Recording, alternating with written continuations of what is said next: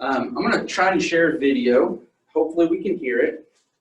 I didn't practice it first, so we'll find out. This was sent to me from one of my son's coaches this weekend. And it doesn't really have anything to do with class until I started thinking about how we handle this topic. And so we're going to tie the two together, but watch this for a second.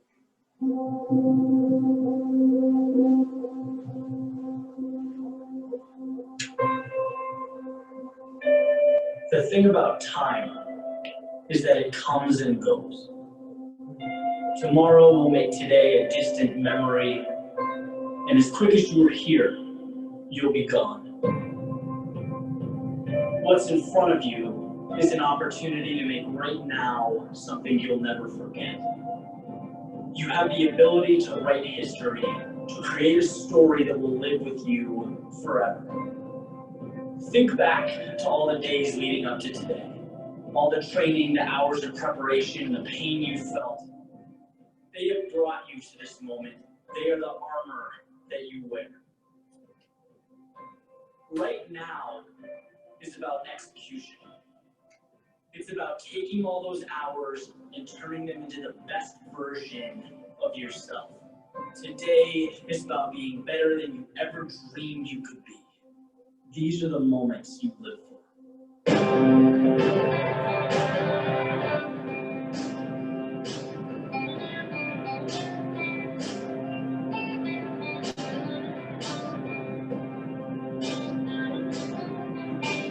Gone are the insecurities, the doubt, the disbelief. This day is yours. Look your opponents in the eye. They cannot give what you can. You have built this opportunity piece by piece. You have created an unstoppable force, and it's finally time to reveal that to the world. Let people doubt you. They'll see with time. Let the obstacles stand. You will run right through them. Let everything in this universe tell you no. You have already told yourself yes. The hardest thing in this world to stop is someone who knows they've won before the game has started. This is your everything. Embrace it.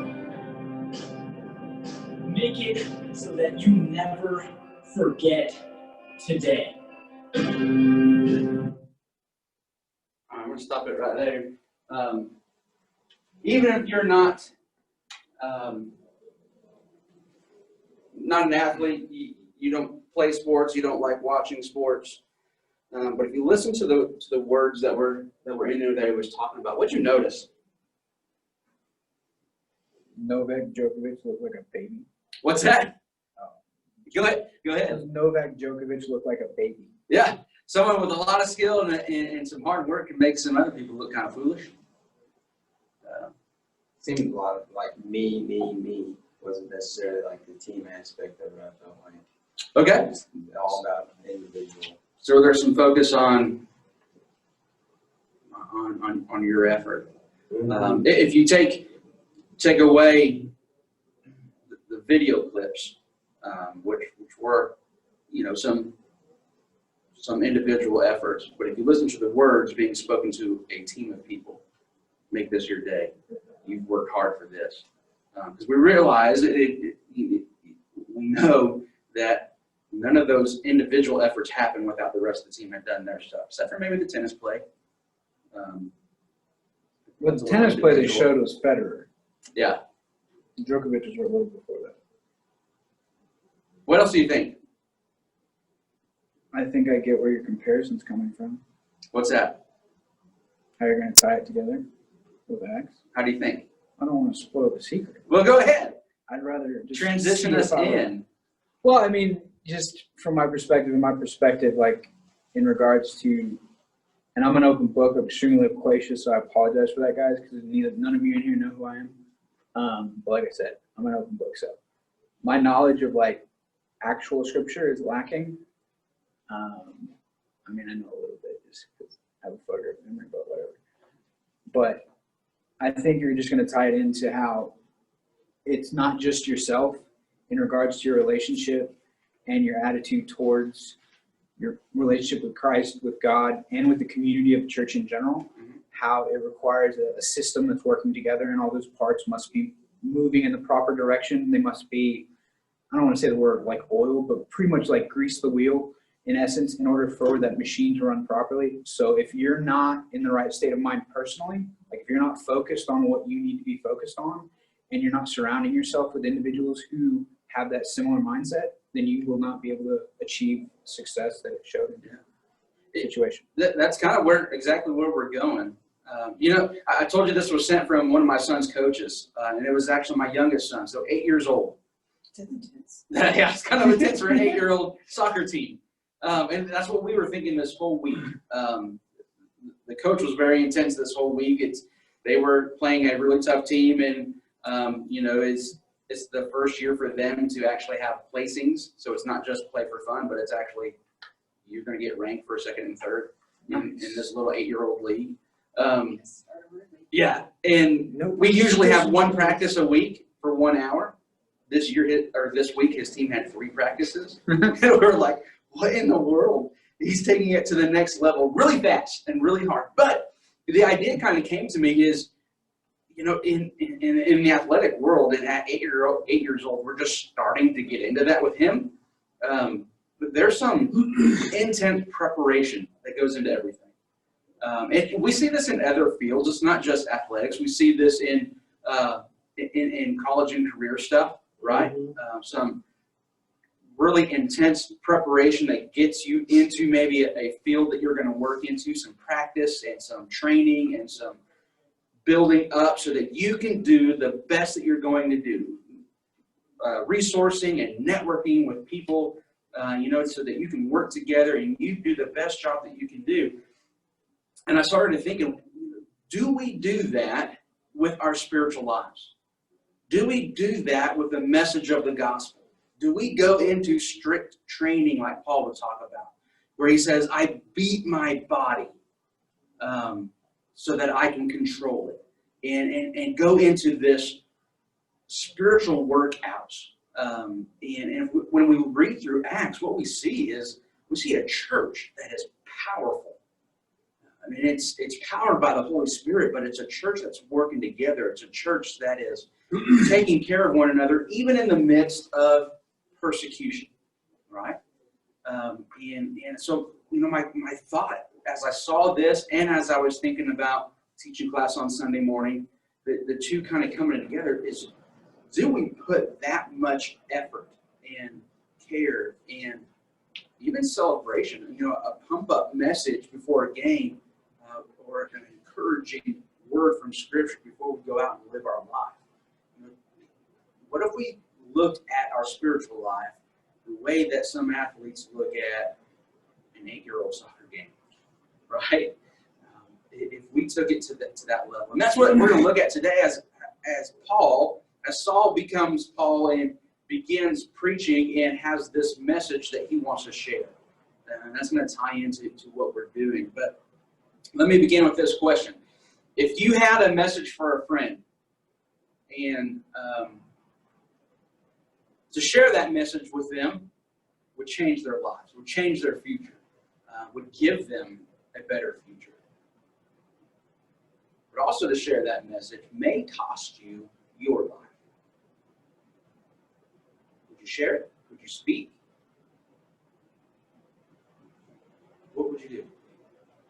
If you had a message that could save someone's life, but it might cost you yours, what would you do? Give that message. What? Go ahead and give that message. Give that message. The cost, whatever. Yeah. What's that? So if it's the word of God, I'd like to think that, I would have that courage. I've not been in that particular situation. I can't tell you definitively, and plenty of people have said that, and then turns out they didn't follow through. There is that human aspect to it, but, if it were just any old message, who knows? Make sure it lands. Make sure it lands, absolutely. Not just, I have this message I want to give to you, but make sure it sinks in and doesn't just go in one ear and out the other. make sure it makes an impact in their life. You know, kind of where Jordan was going is this idea, if it's that big of a deal, I would want them to think that I would say something. But with little deals, I found myself not saying things at all. You know, something that might be a little bit embarrassing. I got you beat on that. Okay, what? I've been on the opposite end of what you just talked about. Sorry, this is very dark. But I watched both my parents die, and they both tried to get me to come back to church. Say that again? I watched both my parents die, and while they were dying, they tried to, like, my mom was, like, adamant that I started going back to church, and I didn't want to. So here is a voice. Maybe not sharing the message is what causing them to die, but it's these last words. If I have a message to say right now, is my last minute to say it. And what they did was plead for you to come back to church. Yeah, it took the Paul to the end. So. Isn't it awesome that God Trying. works through multiple people? That. And works that he speaks through multiple people to get his message across. And you're sitting here this morning. So it's interesting that if we have a word to say, we need to say it. Right? If we have a voice, to use that voice. If we're given a message, proclaim that message. And that's what Paul does. That's what Paul speaks. He has a message, and it's going to cost him his life. Let's turn to John chapter 10, verse 31 through 38. This is not Paul speaking. John, one more time, John. John 10, verse 31. Someone read for us John 10, 31 through 38. These are Jesus' words, but they tie in to Paul. What does Jesus say in John 10, 31 through 38? Again, his Jewish opponents picked up stones to stone him. But Jesus said to them, I have shown you many good works from the Father. For which of these do you stone me? We are not stoning you for any good work, they replied, but for blasphemy, because you, a mere man, claim to be God. Jesus answered them, it is not written in your law, I have said you are gods. If he called them gods, to whom the word of God came, and scripture cannot be set aside. What about the one whom the Father set apart as his very own, and sent into the world? Why then do you accuse me of blasphemy because I said I am God's son? Do you not believe me unless I do the works of my Father? But if I do them, even though you do not believe me, believe the works, that you may know and understand that the Father is in me and I in the Father. What is it that Jesus was crucified for? What's that? Blasphemy in their eyes. Blasphemy. Yeah, in the Jewish leaders' eyes and in the eyes of the Sanhedrin, I personally think there was jealousy, there was pride, there was fear of losing my position. But the excuse they give and the thing that they condemn Jesus for is blasphemy, saying that he was God. And even though he did works to prove that, that's what they take his life for. And it's exactly the same message that Paul is going to preach, that Jesus was God. So Paul sits on the side and experiences this. He sees this take place even though he's on the other side. He knows that this message cost a man his life.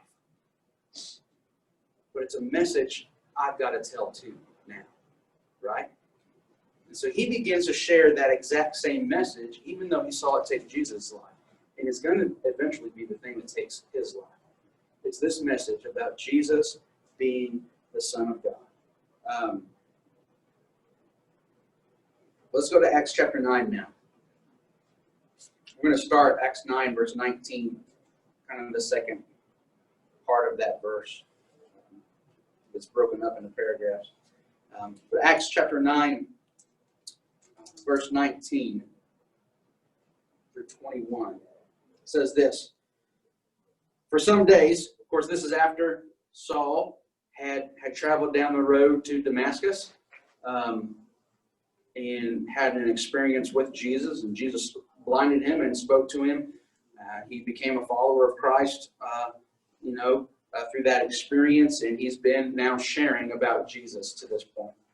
So for some days he was with the disciples at Damascus, and immediately he proclaimed Jesus in the synagogue, saying, "He is the Son of God." And all who heard him were amazed and said, "Is not this man who made havoc in Jerusalem of those who called upon this name? And has he not come here for this purpose, to bring them bound before the chief priests?"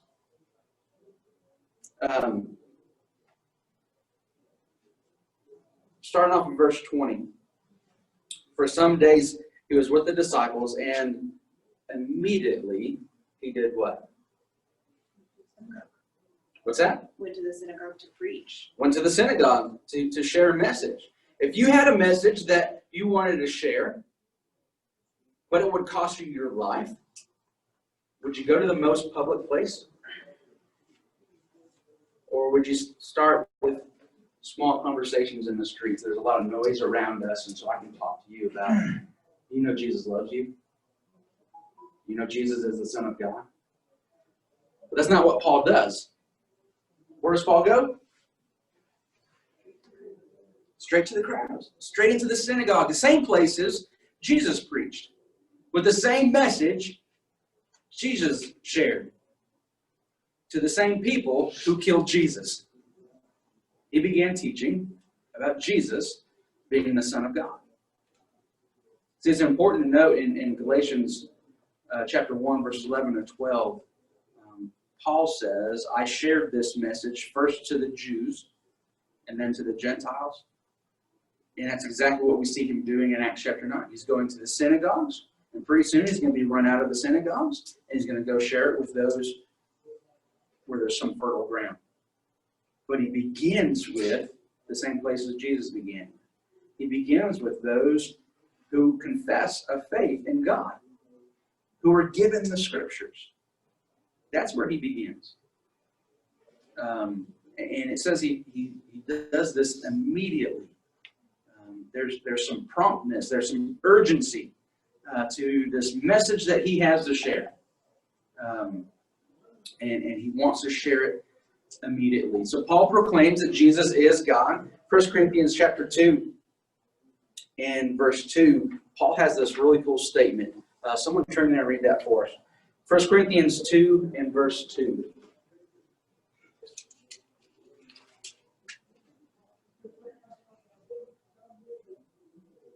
For I resolved to know nothing while I was with you except Jesus Christ and him crucified. I know nothing amongst you. The only thing I know is Jesus Christ and him crucified. See, Paul has this message to share, and he's not considering to know everything and answer all these questions. There's one thing he's wanting to share, and what is that? Jesus. That's it. This is Jesus. What would that look like for us today? What would that look like for us today to make a statement like that?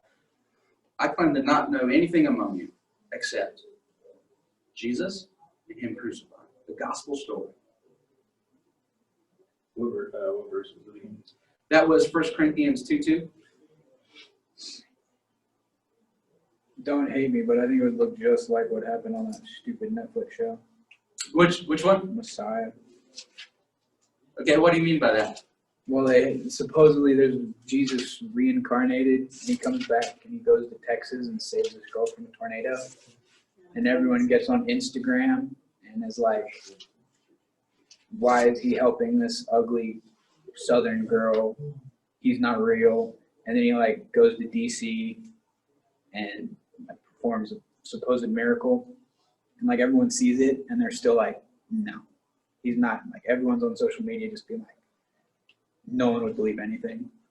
And that's what I think would happen today. Regardless of you, even if you were present for it, you might be able to, but society as a whole is so fickle. And so the hubris and just the general population is just ridiculous. So yeah. I don't think it would I don't think it's feasible to even comprehend something like that happening today. I mean, maybe that's because I'm black pilled, but Well, I think you're right. I think there's a lot of skepticism. I think there's a lot of, I will not believe, and I will fight it tooth and nail.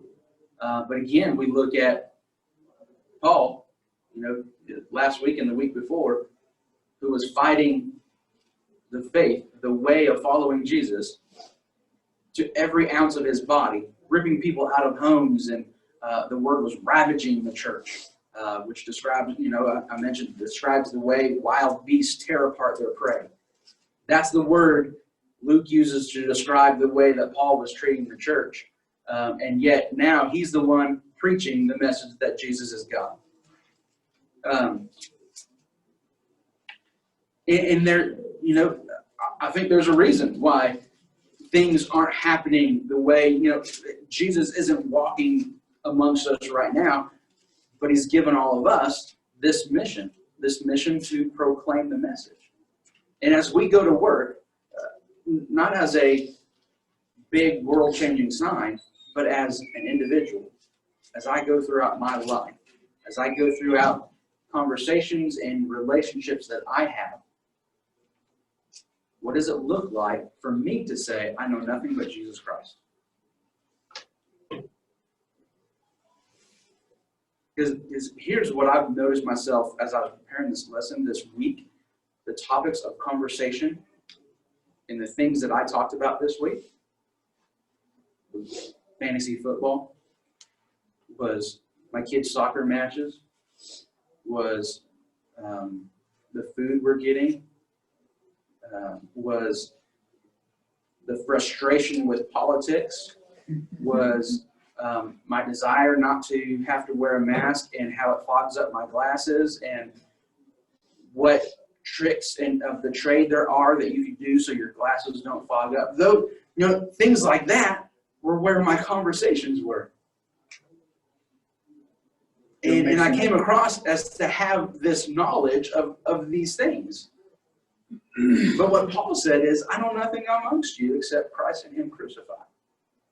And I was convicted as I thought about this, that in my life, for me to be able to make that statement, I'd have to be talking about Jesus a lot more than I do right now. Does that make sense? So Paul shares this message. He shares what's going on, but it's not being received very well. Verse 21, it's not being received very well. The people are saying what? They're like, I would have been, hey, I don't know if you guys know, this guy's kind of not a great guy. Yeah. And he's probably going to take us and kill us. Yeah. He has This is a trick. He has a reputation. He has a history. Yeah, this is a trick. This is, there's got to be something going on, because just a week ago, 2 weeks ago, maybe, I don't remember how long the Damascus journey was and kind of where the timeline is, but not too long ago, what they're saying is he was here killing the people who believe the message that he's now teaching. Right? I would be thinking he's getting me to listen and accept so that he can kill me too. He's playing a nice wolf so that he can destroy me as soon as I admit I want to follow that. He has a reputation that is preceding him. And what we're going to see unfold is those reputations can be changed. We all have a history, right? But that history doesn't need to define us. That history doesn't need to entrap us. There are some consequences, and there are some obstacles to overcome. But just because we have a past doesn't mean that defines our future. If we just rest in that for a little bit, because that's the gospel message. My past does not define my future. In fact, that's what Dale is preaching about this morning. If you've already been to worship, if you're going there after class, here's a little insight. He's looking at John chapter 21, where Jesus speaks with Peter and says, come follow me. And Peter had just at that point denounced even knowing Jesus. And Jesus asks him 3 times, because he denied him 3 times, do you love me? And he gives him a mission. And so he's telling Peter, just because you've blown it, just because you've messed things up, doesn't disqualify you for being a part of the mission. And that's the message to us too. Just because we make mistakes, just because we blow it, just because we don't do exactly what we should have done, we're not disqualified to be a part of the mission moving forward. God uses broken people to rescue broken people. And that's a beautiful thing. Does that make sense?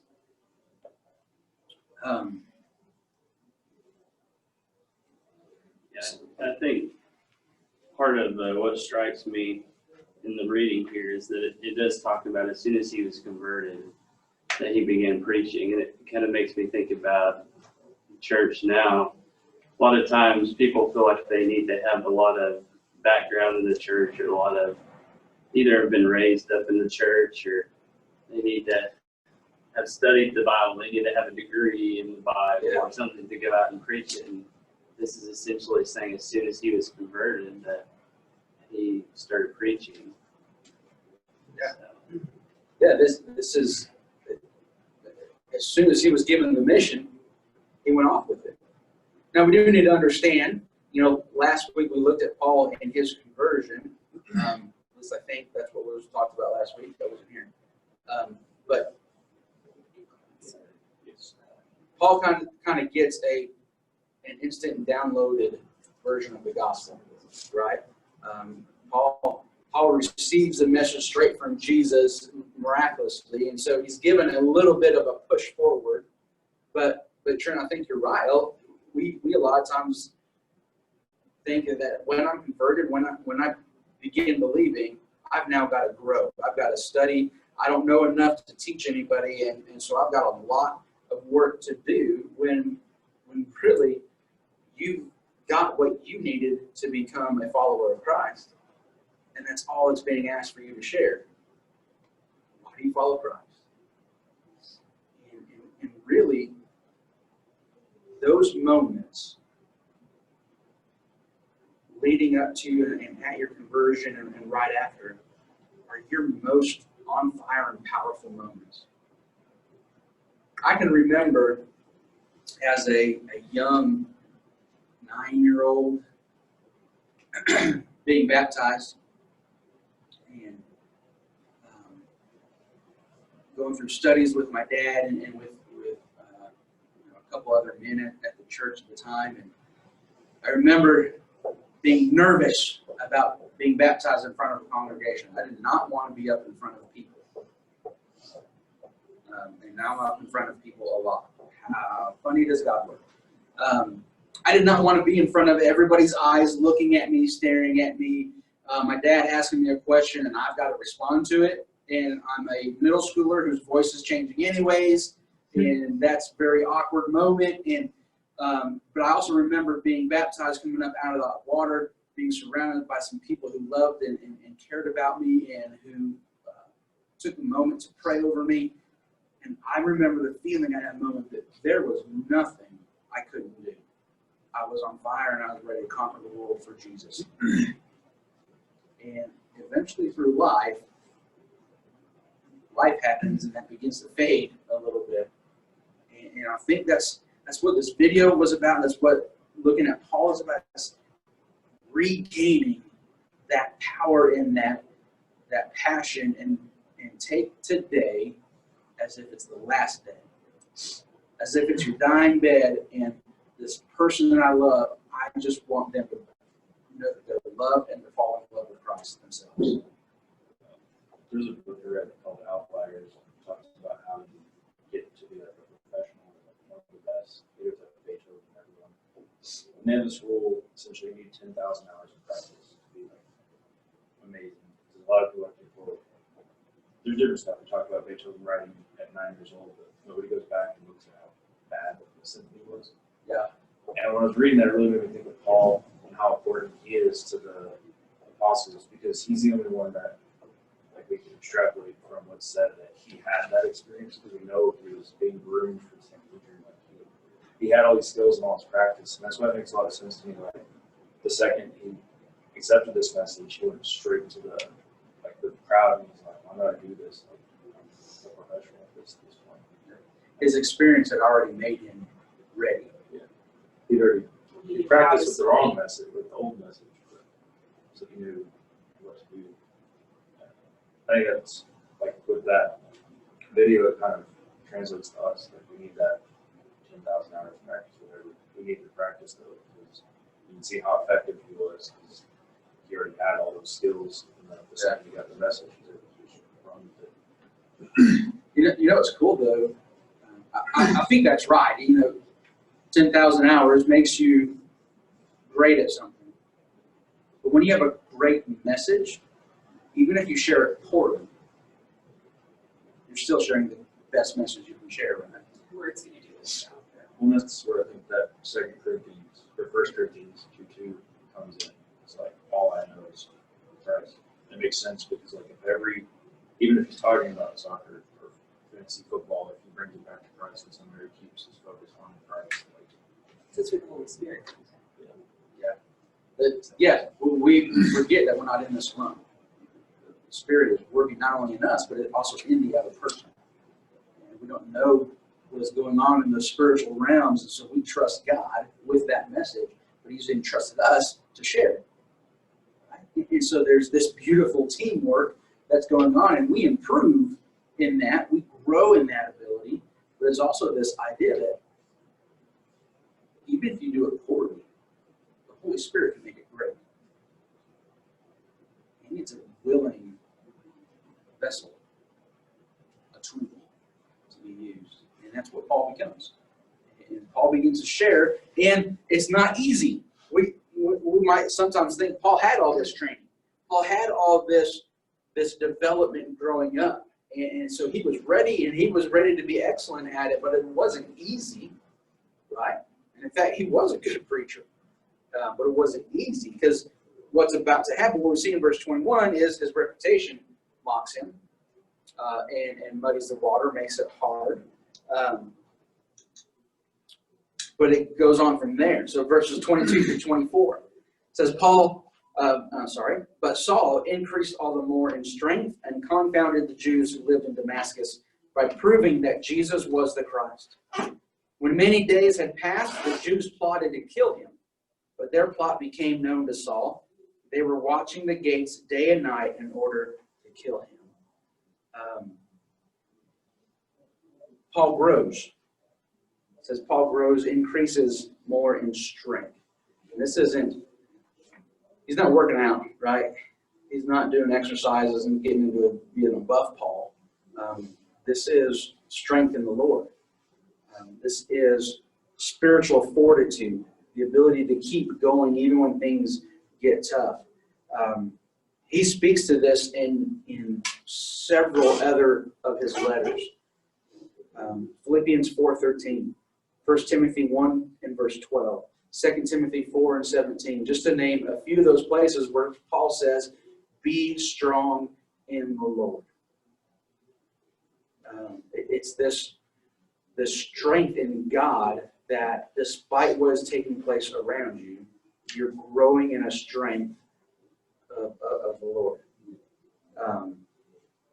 And so he was able to continue preaching, proving that Jesus was the Christ, the Messiah. And the English Standard Version says he confounded the Jews. Anybody know what that means? Maybe your version has a different word. Verse what? Verse 22. He confounded the Jews who lived there in Damascus. Mine's baffled. Baffled? Sorry, I was looking for where that word. Yeah. It took me a second. It took me a while too. So that word really means confused. He confused them. He confounded them, astonished them. Those are all kind of along these same lines. I started looking into this because the only time I've heard the word confounded was in the movie It's a Wonderful Life. And George Bailey is making a deal with Potiphar. And he stops and realizes, no, I can't do this. I can't make a deal with this evil man in our town and make everybody subject to him. And so he changes his mind in his office, and Potiphar responds with, confounded man, are you going to do this or not? And I've always thought, well, what in the world does that mean? But it's this idea of confused. Easy on him, you confused man. But it's this idea that Paul's message and the world's wisdom doesn't make sense together. And when we're sharing the message of Jesus, there's going to cause confusion in people's lives. And how do we deal with confusion and frustration? There's kind of two directions we go, right? Pick a side and put our heels in. Yeah, pick a side and put our heels in. Learn as much as I can. Okay, yeah, so one is I'm going to learn a bunch. I'm going to invest in this, my confusion. I'm going to straighten this out, and we're going to figure this out. So we're going to sit down with Paul, and we're going to be, okay, what are you really trying to say? What is this? How does this all work together? The other one is what? You know that I made my mind already. I don't care to hear anything else. And The other side is stubborn. The other side is 2020. 2020, the year? Yeah. Yeah, it's just a mess. And so it's this idea of, I'm not, but there's nothing you're going to do to change my mind, right? And that's where we see the Jews going, because they start making plots to kill him. The same thing they did to Jesus. We can't accept this message. We can't, even with all the proof. They're mad at him for. What's that? It's the same thing they're mad at him for. What? They're wanting to kill him because he was off killing their people, and now he's preaching what they're preaching, and they've decided, well, that can't be right, so we have to do what he does, and we have to kill him. Well, I think in their eyes, they see him as a traitor. Right. He was leading in killing of the Christians, killing of those who believed in the way. Now he's preaching it. You're a traitor. You left us. You were our leading man. We were laying our coats at your feet for stoning Stephen, and now we're going to stone you. Let's figure this out. And Paul hears about it. They were watching for him. It says day and night. They were just as passionate about killing him as he was about the killing of Stephen and the ravaging of the church. They were looking out for him day and night. Verse 25.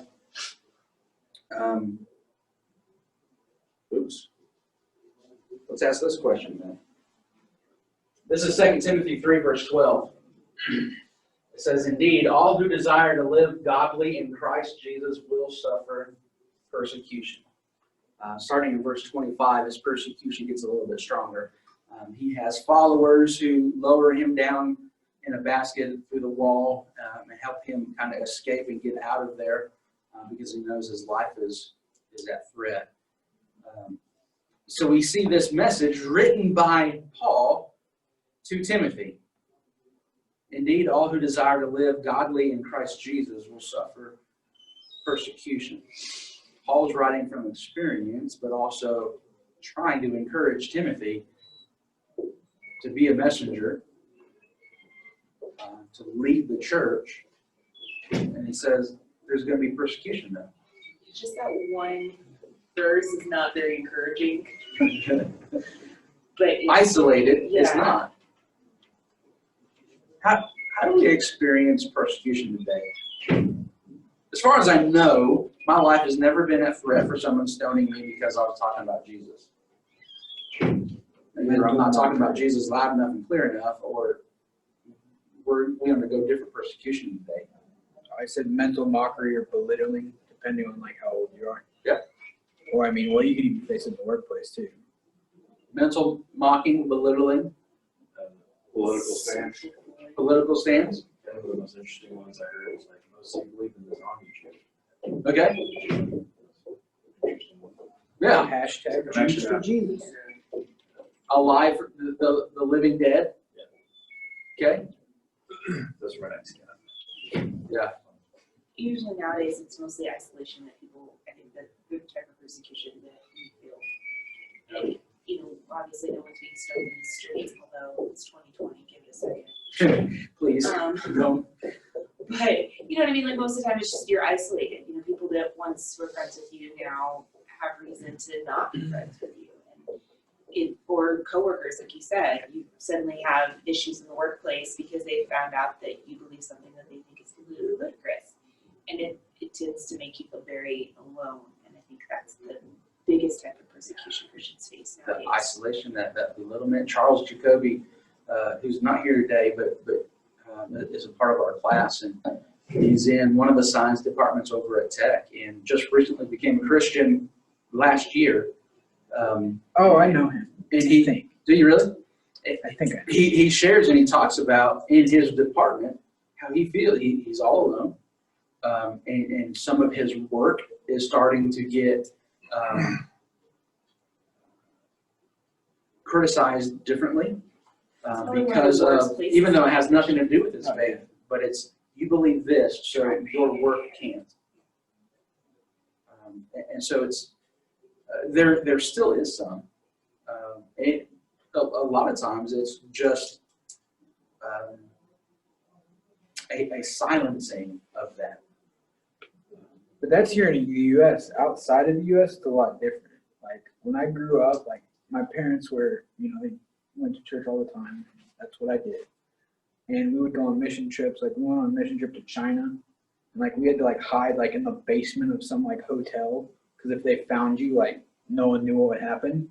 Yeah. And we did the same thing in Johannesburg. We did it in like Ukraine, and that was like insane. Like to see that, like as a young teenager, and then going back there as an adult, just to see some of the persecution, like Yeah. whether, but they just like, sorry guys, but like to see that, and then to make some of the decisions I made, like kind of eats at me.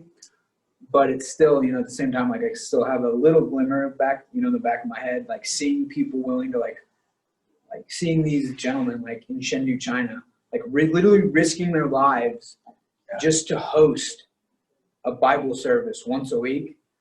I like couldn't fathom that. Being a little spoiled brat from Arlington, Texas. Like We take for granted our freedoms. We take for granted our abilities. But it's also to say, when we talk about politically, now it's not out of the question that could be at America in 5, 10, 20, 30, 50 years, whatever. Within our lifetime, that could be our experience where. That's one of the persecution I would say you see in the U.S. currently today is, I forget the group that the new Supreme Court Justice is with, but it's a group of Catholics and Christians. And basically they're slowly spinning this story about how they're actually white supremacists. And it's a cult. Yeah, and they're like relabeling groups. So that's, and trying to make these connections between different groups. Hey, Make it illegal for you to have your beliefs and to turn what you believe into something that's ugly and twisted and tied. In fact, Paul in Colossians chapter 2, he's going to express to the church to not fall for or be persuaded by any human wisdom or schemes. This idea that even then they were trying to change the message of Christ into something that it wasn't. And he's pleading with them, do not get caught up in that. Do not fall into those traps. But it's Christ Jesus. And remain faithful to that message. Let's get through, because we're supposed to be done right now. But I want us to be able to read kind of the rest of this, that there is some important stuff. So, verse 25 through 27, but his disciples took him by night and let him down through an opening in the wall, lowering him in a basket. And when he had come to Jerusalem, he attempted to join the disciples, and they were all afraid of him and his reputation. For they did not believe that he was a disciple. But Barnabas took him and brought him to the apostles and declared to them how on the road he had seen the Lord, who spoke to him, and how at Damascus he had preached boldly in the name of Jesus. So Barnabas becomes the peacemaker. He's the son of encouragement, but he's also the peacemaker that brings Paul into the church so they can work together. And we see in verse 28, so he went in and out among them at Jerusalem, preaching boldly in the name of the Lord. And he spoke and disputed against the Hellenists, but they were seeking to kill him. And when the brothers learned this, they brought him down to Caesarea and sent him off to Tarsus. So the church at first wants nothing to do with him, but because of Barnabas, they're now protecting him. Here's this idea we talked about. Some of that persecution is just loneliness. There's nobody, there's isolation. There's nobody that I can do life with. And we see Barnabas being one that bridges that gap between Paul and the church and helps Paul be loved by brothers in the church, and where he's able then to now continue preaching boldly because he has a body to help support him, to help protect him, to give him the encouragement and the strength that he needs to keep on being who God has called him to be. And so here's the quote for the week. Every disciple needs to journey with other disciples. And I'll kind of leave that for us to kind of think about through this week, but who are you journeying with? Who are you going through life with? It's not supposed to be alone. And in fact, it's not just supposed to be once a week we come together and hear a verse and hear a lesson, but it's supposed to be about doing life together so that we can boldly be and proclaim the message that we need to proclaim. And so here's the challenge. Who do I need to share Jesus with this week? But I would include who do I need to walk closer with as well. To be more of the church with.